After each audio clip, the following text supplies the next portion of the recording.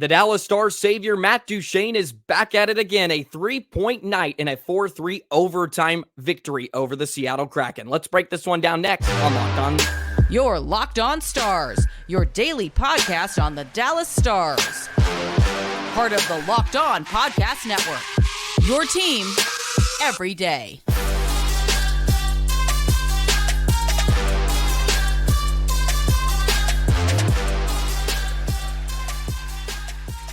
Howdy, Stars fans, and welcome back to another episode of Locked On Stars, part of the Locked On Podcast Network, your team every single day. It's a pleasure to be with you. I'm Joey Erickson, former producer of 105 Through the Fan and play-by-play voice of the Chippewa Steel. Be sure to subscribe. We are free and available wherever you get your podcast and on YouTube. And as always, thank you so much for making us a part of your day and making us your first listen. How about it? Matt Duchene continues to prove us right. The best value in the National Hockey League, a 3-point night for Duchene, and he was instrumental in the win, a crisp pass to Thomas Harley on the OT winner, who just had to tap it in for a Stars victory on home ice. We're going to get into this one, a very fun game to take in live in person at the American Airlines Center. Thomas Harley continues to put the league on notice. We have an update on Otter as well. Good news, which gives you a lot of hope moving forward about your goaltending situation. But more importantly, Stars get a win, now tied for first place in the Central Division. Let's break this one down. I want to give you all my thoughts, but first, today's episode is brought to you by Game Time. Download the Game Time app, create an account, and use code LOCKEDONNHL for $20 off your first purchase. So I want to start here. A lot of the numbers and expected goals and analytics really favor Seattle in this one, and it doesn't pass the eye test for me. I thought the Stars were clearly the better team. They should have put the game away a lot sooner and didn't need to go past 60 minutes. But look, it's the Dallas Stars this season at the end of the day, and they, of course, continue to need to play a full 60 minutes. But by no means am I saying here that they were dominant in their performance, but I thought they controlled and dictated a lot of the hockey game. The first period was once again a very great start. They're now starting to fine twine early, and they score first once again. A beautiful give and go with Duchene and Seguin to get the scoring started. And then once again, another give and go with Robertson, and he goes tweeners on Decord, and the Stars are up 2-0. We've seen this story before just a few nights ago in Seattle, but I thought they played a really solid opening period, did not give Seattle a ton, in my opinion, really did well in front of their own net. They defended the rush really well, and the Stars were starting to get rush opportunities, which is something we haven't seen a lot. I feel like they've struggled through neutral ice, and Seattle fed a lot of the Stars rush game. There was turnovers galore. It ended up being about 16 giveaways, I believe, for the Stars and only 5 for Seattle, which is mind-boggling to me. I was at the game, and I'm like, there's no way this backs up. Maybe I'm blinded and I was, not seeing the game clearly, but I thought Seattle just gave the puck away constantly. The Stars had so much zone time, and it felt like they were getting rewarded for their hard forechecking and creating turnovers and getting pucks on net, which led to some very good chances. High danger chances were heavily in favor of the Kraken, 12-4. And Wedgewood was credited with 8 high danger saves. He was very, very good. He took a puck up high early in the first period. You could hear a pin drop in the place. It's like, oh no, not another one. But Wedgewood was able to stay in there. He toughed it out. He's a hockey player at the end of the day and was very, very good. Seattle ended up with 38 shots. So 35 saves for Wedgewood. Man, he just keeps them in the game. And he made some very, very timely stops in tight on some very, very good players. And that was good to see have him just really settle it down. And they're going to need him here in this stretch. 2.75 expected goals against at 5-on-5. And it was a tick higher in all situations. Second period was a bit more of the same. I just thought the Stars played with the puck a bit more. And a lot of their chances, I felt like, were from connecting passes through neutral ice, or, really clean breakouts, and making some simple plays, chipping out, and using your legs to win races and get opportunities. I thought a lot of Seattle's chances and goals kind of came off some broken plays. And of course, there's some puck luck involved to everything. I thought the Stars got a lot more puck luck here on Monday night. And Seattle benefited from some Stars lapses, and they made him pay for it for sure. Tatar and Beniers played really, really good games as well. The third period turned into a special teams fest. Man, the Stars power play was inept last night. They struggled on a few just to gain entry into the attacking zone. And then when they did, just work in the perimeter and never able to get a shot away. And a lot of Stars individuals did not grade out very well in the game. Duchene ended up with the highest at 2.43. Lindell's behind him. And then there's a host of Stars that were in the negatives. Miro was in there, Seguin and Robertson, even though I feel like that's a bit unfair to some degree. I would have to say the majority of it was probably from the power play, just having a terrible night. They went 0 for 4. On the other hand, the PK was phenomenal. They were 4 for 4, but both special teams for the Kraken and Stars were really, really bad. And this is leads me into the conversation about the Stars should have ended this one so much earlier. They had a power play that carried over from the second period. They had a minute 40 there. They get 2 more chances. Over half the period was played. Half the period was played on special teams, and they had their opportunity to end this one. I feel like if they got 4, you kind of take the breath and life out of Seattle. But man, credit to them. They buckled down on their PK and find an equalizer with just under 20 seconds to go. Love to see the physicality of the Stars kind of come out too. Joel Hanley played a very, very solid game. He defended a 2-on-1 in that first period after the Stars took a 1-0 lead and just played it beautifully, took the pass away, ends up going down to the ice and forces a really bad shot from a sharp angle, and Wedgewood was able to gobble it up. He had a couple of huge hits in the game, one on Tanev in open ice, which was great to see. Hakanpää had a few big hits, and they just seem to match the physicality. Look, I don't think the Stars are going to be a physical team. We haven't seen it here in the first 30 games, but if they just can match the other side's physicality a bit more often, I think they'll fare a lot more. And they were able to get the job done. They were trying to hold on in the third period, but Seattle really grinded away and got the winner. Speaking of Hanley, too, just played 1 shift in that third period. And part of it was it was difficult because, of course, you're going to put your horses out there for special teams. So Miro's going to be out there constantly. He played 27 minutes. Harley's going to do some PK work along with Hakanpää. So they weren't able to find their rhythm after that, which was real tough because Steele and Foxa and Smith were sitting a lot of the third period, which was unfortunate because that line had a lot of success, and I thought they were very key on kind of setting the tone and getting the ball rolling for the Stars. Absolutely. That fourth line had some very, very good looks, like the way Dellandrea, Steele, and Smith played as he came back into the lineup as well. Good for Robertson to get back on the board too. That line looked good, but it's Matt Duchene, Seguin, and Marchment, man, are so good. They're outscoring the top line, and they're defending better. I thought the Stars defended the rush very, very well, and they didn't give up as many odd man rushes, which is an even better sign. I thought they were smart with their pinches. I saw Hakanpää lay off a few times. They were a bit more cautious in their approach, which I think was a great sign. And they forced Seattle to kind of earn their way up the ice, earn that bit of space, and they forced them into a lot of tough situations. And even though a lot of the numbers favor Seattle, it did not pass the eye test for me. I may have to watch it back just to see it from a different angle, but I thought Dallas was in control. They won their face-off 57%. They were physical when they needed to be. I thought they defended really well in front of their own net. And Wedgewood was good. He was solid. and they capitalized and executed when they had their looks, and they could have had more. Like I said, they need to start finishing teams, though. They're allowing teams to hang around like Seattle did, and they push it past 60 minutes. That would have left a very, very bad taste in your mouth if you didn't win. They had lost their last 3 OT games.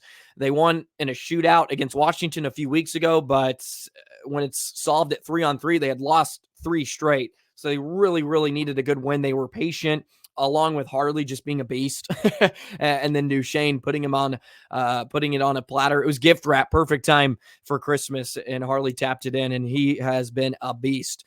He is saving this defensive butts. He's starting to become Miro in a way where he can play with anybody, anytime, anywhere, and he's being even more effective than I could have thought coming into the year. And I've been on this Harley hype train. We've been on it here on Locked On Stars, and he's having a more productive year than I think anybody could imagine, which is a great, great sign. So let's touch on Harley. He's been so good, and why the Stars have their 2 defensemen of the future in just a moment.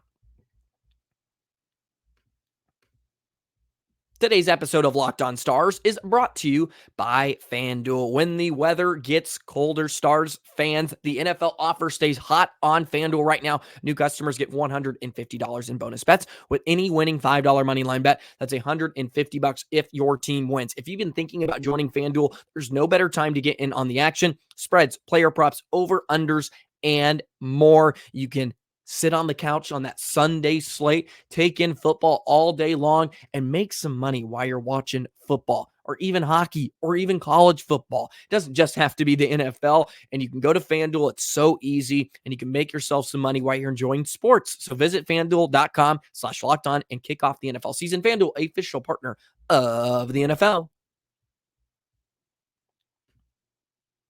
So Thomas Harley, who has been just such a great defenseman for the Dallas Stars this year. He's having a coming out party, his 8th goal of the season, and a game winner for the Dallas Stars last night. Here's a number for you, or a little bit of a nugget, and this comes from the great Josh Bogorod, the Stars play-by-play voice. Thomas Harley is the only defenseman in the NHL to have a power play goal, a shorthanded goal, and an overtime goal this season. His 8 total goals are just one off the league. He has been on a tear recently. He's getting more playing time. You can play him in all situations now. They need to start getting him on the power play a bit more. Miro's having a very underwhelming year on special teams. Give Harley a bit more reign. And you all know how much I love Miro, and I'm not here to be very critical of Heiskanen, because he has a lot of weight on his shoulders and he's defending at a very high level, just not producing as much as we would like and much as he would like. Look, we can be completely honest about that, but it's also nice when you have a guy like Thomas Harley, a young stud who is making an impact like this. 8 goals, of course, leads all Stars defensemen, and he just makes such good confidence plays, and he has so much size. He's a bit more stronger on his feet. He gets to use his physical advantages more than Miro does, especially in his own zone. The way he defends and uses that reach, and is able to win battles and be dainty enough to some degree, and skilled enough to make plays in tight corners and to hit guys on outlet passes, and just always jump in the rush. And that was what he did on OT. He was right in the thick of things. Otherwise, it's a 2-on-1 heading the other way for Seattle. He gets enough on it to poke it over to Duchene, and he goes right to the net. And then Duchene just puts it right on him. Man, he's been just such a revelation for Dallas. And I touched on, I think he get 50 points this season coming into the year. I would not be surprised. And he's really starting to trend that way, which is a great sign. He played with Hanley. He can play with Hockenpah. He's playing with Suter now. And when they can, they get to put him with Miro, as I touched on in yesterday's episode. They need to play them a lot more together. They defend very well. There's a few rushes when they were together, just completely neutralized the Kraken. Those two together, just such elite level defending. And you can tell too, when Miro's out with Harley, there's a level of confidence, and there's no numbers that can back it up, but you can just see it to some degree that he has a confidence that he can be a bit more aggressive here in some spots. He can go attack the sidewall with a guy who has the puck instead of kind of holding back and trying to take away a passing lane, so to speak, because he knows Harley has the ability to do it.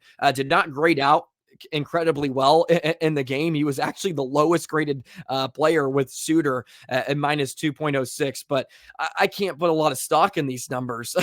I feel like the Stars played much better than a lot of the numbers bear out. And sometimes that's just how it goes. I think the eye test will always reign true in most situations. But hey, maybe being in person, not able to tell a bit more. But look, I thought the Stars dictated. Harley was a big part of it. And the back end, I thought, just played really, really solid too. Lindell and Hakanpää on the PK continue to do great work. Unfortunately, the power play was skunked and they couldn't get anything going. But I just thought it was a solid game. And of course, they're still trying to find consistency. Harley needs to be playing more. He should not have less ice time than Ryan Suter. I am going to be on that train for the rest of the year. Harley needs to be playing 22, 23 minutes, around the 20 mark. There's no reason Suter should be playing more than him. No reason. And I get it, because Miro and Suter are partners, that Suter's going to get a lot of playing time just because you want to keep those two together. But time to have Harley just continue to play in all situations. Ride that Harley, man, because he's been so good. And when Miro and him are out there, as I touched on yesterday, the highest goal force percentage of any pairing that's played at least 70 minutes this season. Expected goals per 60 goes up, and they're top 5 in expected goals against per 60. So they do it at an elite level. And Harley is kind of rescuing and keeping this defense afloat, so to speak. I thought it was a very solid defensive performance last night, all things told. And maybe I had the blinders on, but I didn't think Seattle did a ton to really break the Stars' defense, so to speak. They weren't very leaky. There was a few odd man rushes they give up, of course, but you're going to give that up in every game, especially this Stars team with what we've seen. But they did a very good job of getting in shooting lanes. They ended up blocking, I think, 12 shots in the contest. Yeah, it ended up being 13. And they really forced Seattle to earn everything, which I think is a very positive attribute moving forward. Recently, it's been just all things galore, have your will at our netminder. They forced Seattle to have to earn their way to the front of the net and have to earn some of their goals, which is a good sign because it's been Swiss cheese a bit. And Wedgewood right now is making big stops when need be. And that those are going to allow the Stars to not play their best and still pick up wins. They still haven't played a very complete hockey game yet. They really haven't. And they're first place, or tied for first in the Central Division. So, yeah, it's crazy because we're harping on it. We know the issues, but at this point, we know what we know about this team. We're really going to find out here in the next stretch, and games 40 through 60 are going to be very telling about what kind of damage this team can do, and they need some help. They absolutely do. We're harping on that too. They're going to need one, if not two, defensemen to really solidify this group. But if I had to be completely honest of my assessment last night, that's maybe as best as the D-core can play to some degree last night.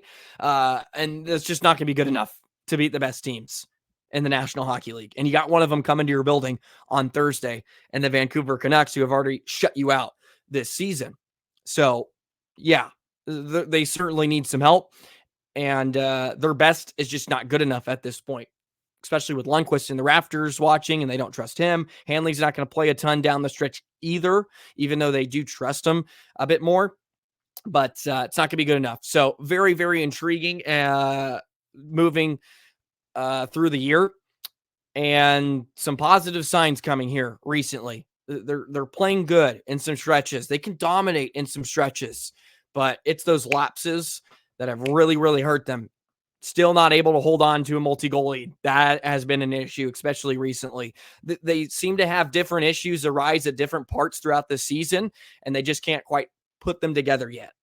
And hopefully that happens very soon. But let's touch a bit more on Otter, who, of course, we got an update on. Some good news moving on, this goaltending situation, and how this is going to affect Dallas a bit more moving forward. Today's episode of Locked On Stars is brought to you by Game Time. Game Time is obsessed with giving you peace of mind with your purchase. It is Christmas time. Get that sports fan in your life a gift from Game Time. Use code LOCKEDONNHL for $20 off your first purchase, and you don't have to worry about getting tickets to that sports game, the music, the comedy, the theater, wherever you need to be. You got last minute tickets, zone deals. You can see the seat before you buy it, so you know what you're getting. All in prices show the total up front. You can buy the tickets in 2 taps, and it's so easy. You can get flash deals, as I mentioned, for football, basketball, baseball, of course, which is not here right now, but next summer when the World Series champions are back as well. Take the guesswork out of buying tickets with Game Time. You got a bunch of Stars games over the holidays. You got New Year's Eve coming up. Connor Bedard is going to be the Game Time app. Create an account. Use code LOCKEDONNHL for $20 off your first purchase. Terms apply. Again, create an account and redeem code LOCKEDONNHL for $20 off. Download Game Time today. Last minute tickets, lowest price guaranteed. Well, I have to say, it was so fun to be back at the American Airlines Center last night. It had been a while since I've taken in a Stars game in person. The atmosphere was so great on a Monday night. And look, I get it's holiday season, but barn was packed. Crowd was into it. A great game to take in person, too, even though they should have won it in regulation. Not going to be bad about an OT win on home ice. So much fun. New scoreboard's great, by the way. The new seats, I forgot about those. Thought those looked nice. I was just noticing, you notice things a lot more when you've been away from someplace a lot longer. So a lot of interesting things that caught my eyeballs last night. By the way, Locked On has launched the first ever national sports 24/7 streaming channel on YouTube. Locked On Sports Today is here for you, covering 24/7 the top sports stories with local experts. So go ahead, go on YouTube, go to Locked On Sports Today, and subscribe to the first ever national sports 24/7 streaming channel, doing great things. So Pete DeBoer yesterday gave us an update on Jake Oettinger. Pretty short and sweet from him. They received good news, which is a great sign. He's listed as week to week with a lower body injury. So who knows how long this is going to last, but all things considered, they were very positive about the situation, and it seems to be on the shorter term of an IR than a longer term, which is a great sign. So the Stars, of course, had to sign Joe O'Brien to an amateur contract in St. Louis for him to back up. He was then released as well. There was a great question brought on about e-bugs and how they're paid. So figured I would touch on that too. And I had to look it up as well, because I was like, that is a great question and something that had really never crossed my mind. So there are 2 types of contracts that these e-bugs, so to speak, will sign. So you can sign a professional tryout contract and you get paid per the CBA, $500 per game, I believe it was, not per day, per game, and you get to keep the game worn jersey that you have. So an amateur tryout contract, you do not get paid, but you do get to keep the jersey that you wear. So Joe O'Brien would not have been paid last night. Scott Darling is a more famous, I guess you could say, e-bug from a few years ago. What was it? David Ayers is another one who came in for Carolina, I believe it was, and beat Toronto in that crazy affair. He was also on an amateur tryout, so they do not get paid. If you're on a professional tryout, I believe it's what's called the PTO, professional tryout opportunity, I think is the exact words there. You get paid $500 per CBA. but you do get to keep a jersey. So I guess that's good for E-Bugs. But all things considered, a good sign. They're probably going to be more cautious, which is a good thing. He probably just needs a break in general, and hopefully he comes back very, very sharp. I've been holding out on giving up on Otter here a bit, and I understand he hasn't looked great by any stretch. Scott Wedgewood's looked really good. That's all you can ask for in a backup. This is a great time to ride him. You bring in Matt Murray down from Texas, who's had a very good season, and I touched on him yesterday in the episode too for Texas. Remy Poirier's another guy that would have been in the conversation to being brought in the backup. But you have Matt Murray now, who played in a few games last year, and we'll probably certainly have to give you some spot starts here. But look, Wedgewood's so rested. He hasn't played a ton of hockey the last 2 years with the injury he had last season, which lasted a little over a month. This is a great sign, and I touched on it. This could be a silver lining. We're really going to find out what this team is made of. And I thought yesterday against Seattle is a great little microcosm of what this team could be. They were pretty good defensively. They weren't shut down by any stretch of the word, but they seemed to pick it up, and they were just a bit more connected as a 5-man unit. Force Seattle to kind of the perimeter. Yes, they have struggled in between the blue lines, I think, is where their issues really arise. Turnovers, entering the attacking zone, giving up chances off the rush, and just odd man rushes in general. They have to be a bit more careful with when they pick and choose to pinch. And I understand DeBoer wants their guys to be super aggressive, uber aggressive, and try to score. But offense certainly hasn't been an issue, and the defense has been productive, very productive in terms of offensive capabilities here. So Otter will be out here on a week-to-week basis. We'll see how long that lasts, but just wanted to make sure I send that again because we got an update yesterday after I released the episode. So all things considered, happy birthday to Otter, by the way. Yesterday was his birthday, so he got to celebrate it. Of course, probably not in the circumstances he would have liked, but the Stars are able to use the emergency cap, which is a huge win too. The NHL forces you to take one game without having the ability to do that. That's why they had to sign Joe O'Brien. So they make you be shorthanded. I don't know. The NHL does some weird things and never seems to be right. But welcome to the National Hockey League, I get. Anyway, Stars win in an OT victory. Very, very great win on home ice over the Seattle Kraken by a final score of 4-3. Back in action on Thursday against the Vancouver Canucks. Thank you to all you everydayers out there for taking in an episode of Locked On Stars every single day. Love you guys so much. Appreciate all the comments, the feedback. Love reading them as we're riding this roller coaster with the Dallas Stars here, and should be a lot of fun moving forward. Happy holidays. Merry Christmas to all you guys as well. Hopefully you're enjoying this holiday season with family, and watching some sports, of course. So I'll be back tomorrow with another episode as we continue to grind this out. And always a pleasure. Always a pleasure, Stars fans. Enjoy the rest of your Tuesday, and we will see you tomorrow. So long, Stars fans.